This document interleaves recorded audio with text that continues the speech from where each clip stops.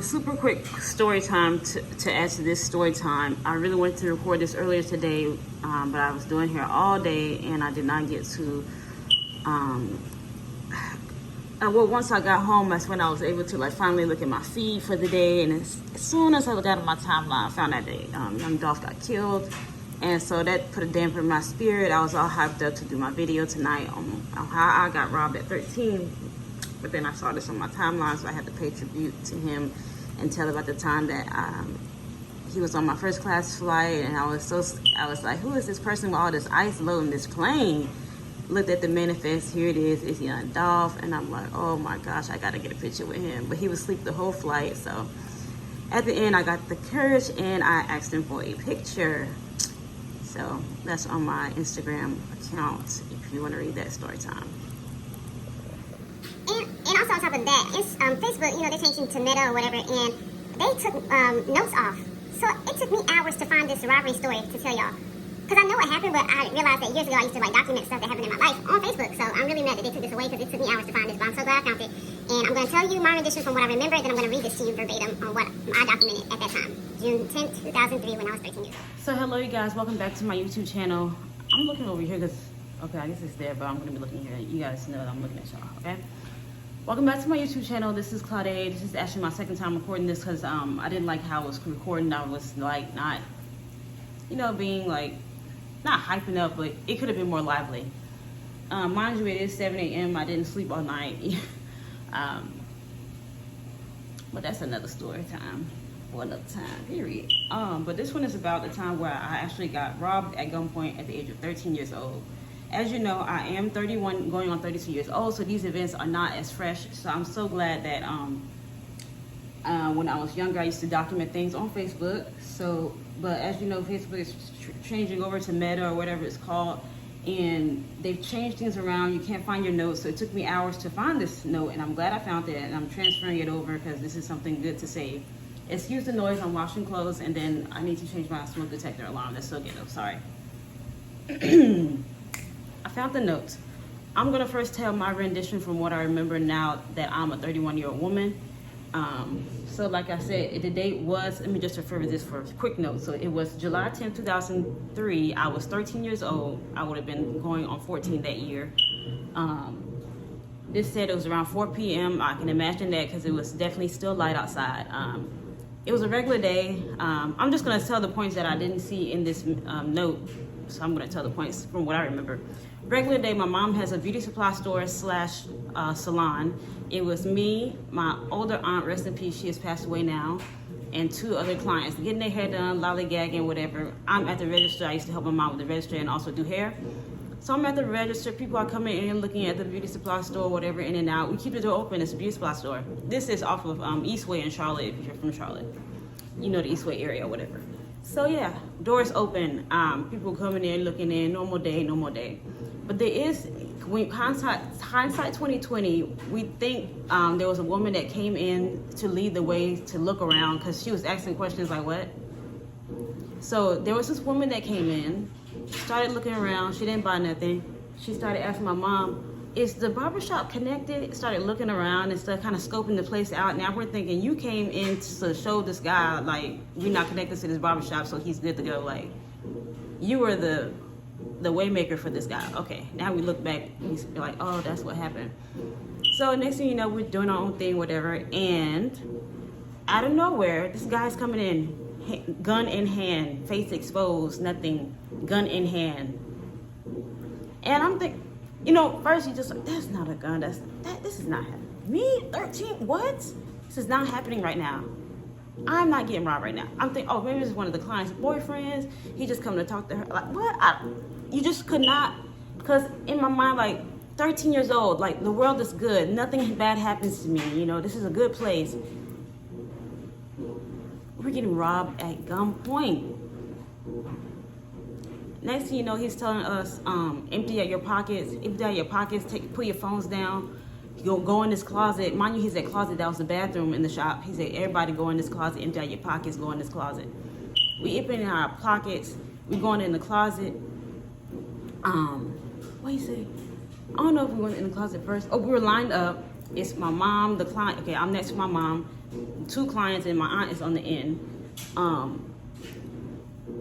don't know, just something within me just knew that I was gonna be okay, because why my mom, y'all know my mom, Mallory, right?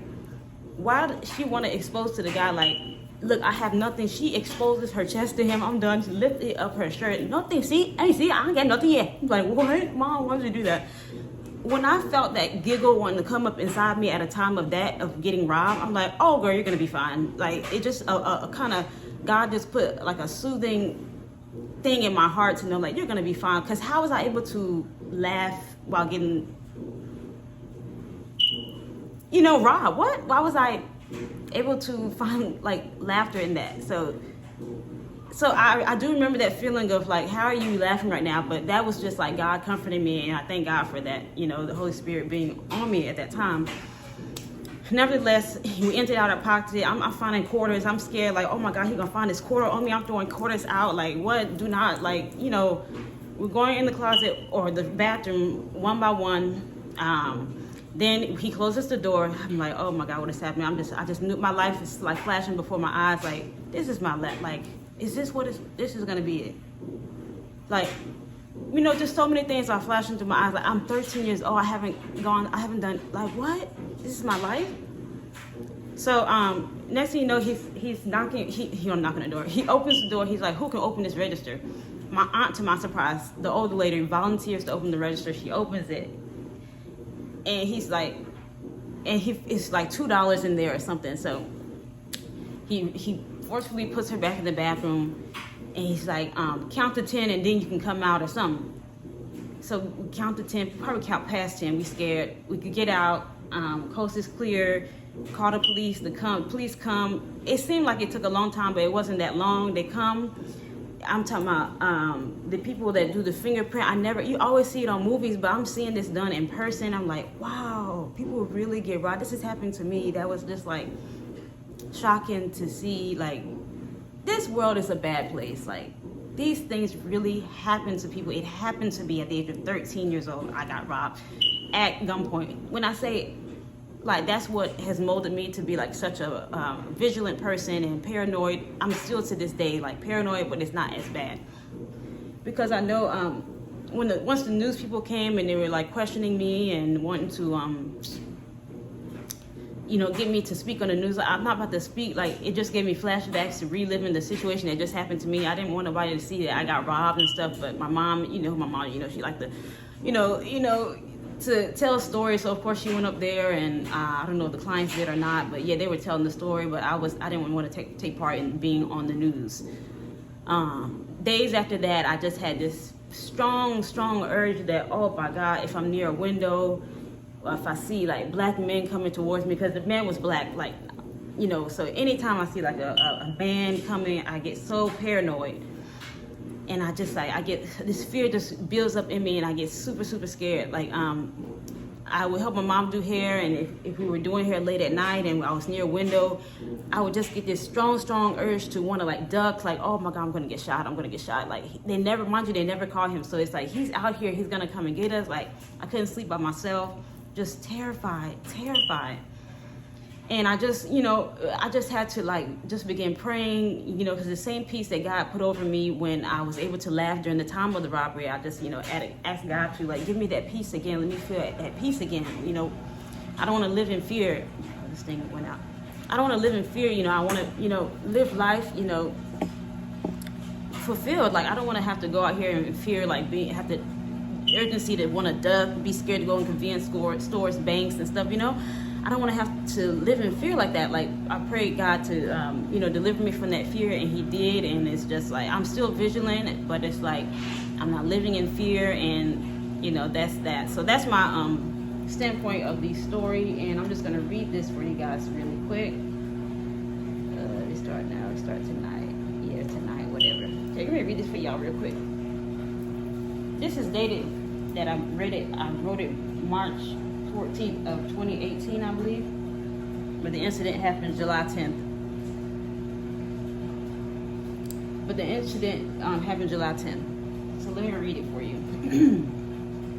I can remember it like it was yesterday, July 10, 2003. I woke up that morning like any other morning. I did my regular hygiene routine and got dressed to go to my mother's beauty supply store. My mother and I had 2 clients, and my elderly aunt had come to visit as well. Since it was a beauty supply store, we would always keep the door open. We had little thought of the potential danger that would lead to. It was a normal day, so it seemed. Customers came, shopped, and left. Earlier that day, around 4:20 p.m., all of a sudden, out of nowhere, an African-American male with a gun in hand, wearing a dark hoodie and baggy pants, entered into my mother's salon, demanding us to hand over all of our cash. I was so frightened. I didn't know what was going on at first, but I soon realized immediately after I saw my mom and aunt and 2 clients fall to their knees, pleading for their lives, crying out, "Don't shoot, please don't shoot." Suddenly, a feeling of death came over me, and I just knew it was my last day on earth. I began thinking of all the goals I had not yet accomplished, and my whole life just merely flashed before my very own eyes. He began commanding us to give up all that we had, including credit cards and cash. We did as he told us, yet still he thought it wasn't enough. He yelled out, "This can't be all the money you have. There has to be more." I became so scared because I knew we had given him all we had. Make sure it's still recording. So I didn't know what he was going to do next. He ordered us to enter into the small shop bathroom one by one while emptying out our pockets. I didn't know what to do. I was so terrified of what he was going to do to us once we all entered the bathroom. If you're still watching right now, I urge you please to comment, like, and subscribe if you have ever been in a robbery situation. Also, definitely subscribe to my channel. There's going to be more to come, and turn your post notification bells on because I'm going to be dropping these videos like flies. Anyway, let's get back to the story here. At last, we were all inside of the small salon bathroom. He closed the door. I heard him rumbling on the inside of the salon, moving things around roughly. He then abruptly opened the door, and I was so frightened. He then asked if any of us knew how to open the cash register, and to my surprise, my elderly aunt volunteered to open the register for him. To his surprise, there was only $2 in there. He then violently escorted my aunt back into the bathroom with the gun to her head. I was so terrified of whether he would shoot or not, but luckily he didn't. We all remained in the bathroom until we felt the coast was clear of the robber. We then slowly opened the bathroom door and went out. The shop was a wreck. Although everyone was walking, the shop was a wreck. Although everyone was walking out the salon as if they were absolutely sure the robber was gone, I still had doubt in my mind for sure, for some odd reason, that there was a feeling of fear in my heart that somewhere in the dark corners of the shop, the robber was lurking, waiting to attack once again. After we all left the bathroom, we called 911 immediately. After 5 minutes, the police came, being that I was still shaken up from the robbery.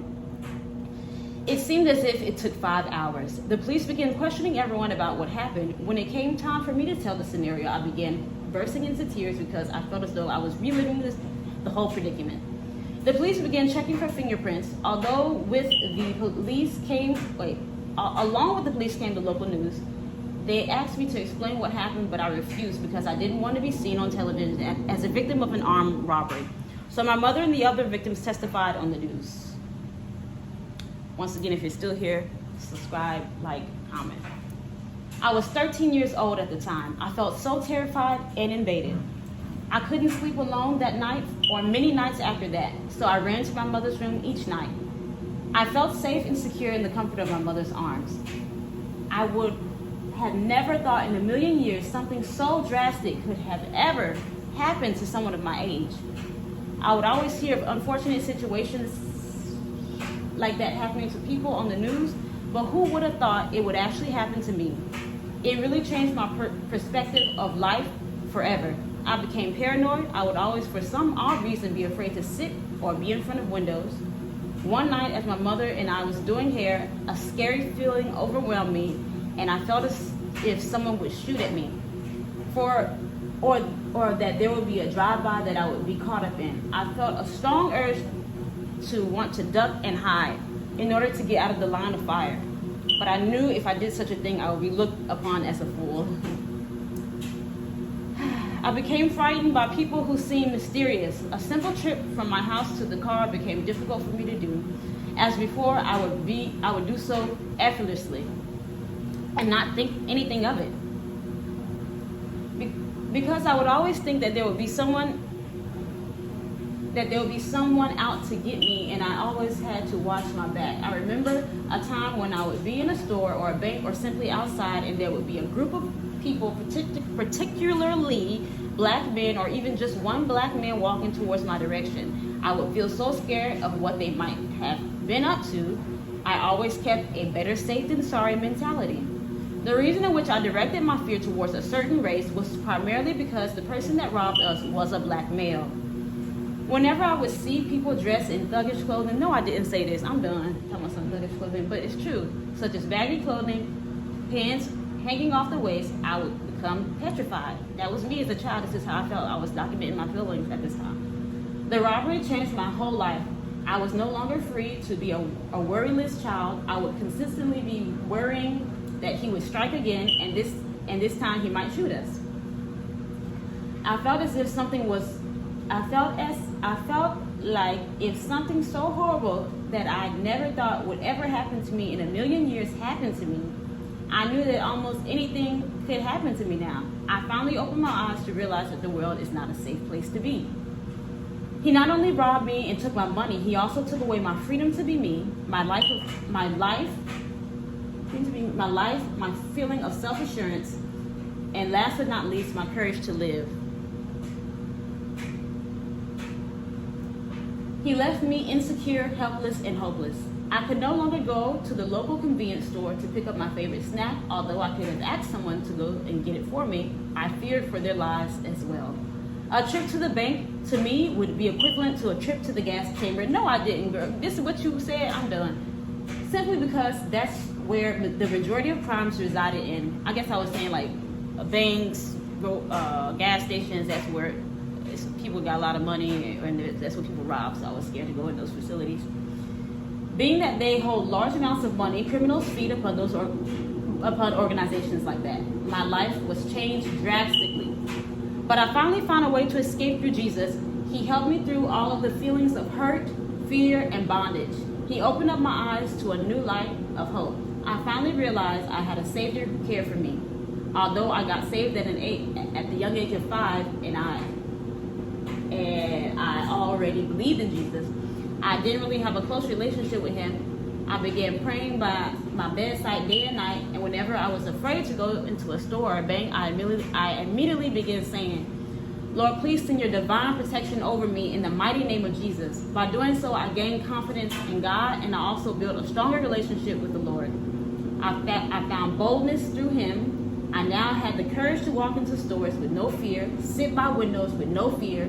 I was finally free of bondage. Jesus has set me free. My eyes were finally open to see and realize the true love of God. I finally knew that no weapon formed against me shall prosper, and that I am a child of the highest God. He had his angels camp round about me. He had his divine protection over my life because of my choice to serve him. So yeah, like I just had to just like pray and just get back on my track with the Lord, because it's like, Lord, if I was never robbed in 13 years, that same protection you gave me, like you're gonna give me that again. And I just felt like peace with that. Like I told you, that peace that came over me when I was able to laugh during the situation, like I just knew like God was gonna take care of me, and he has still this until this day, me almost 32 years old, and I know he will continue to do so.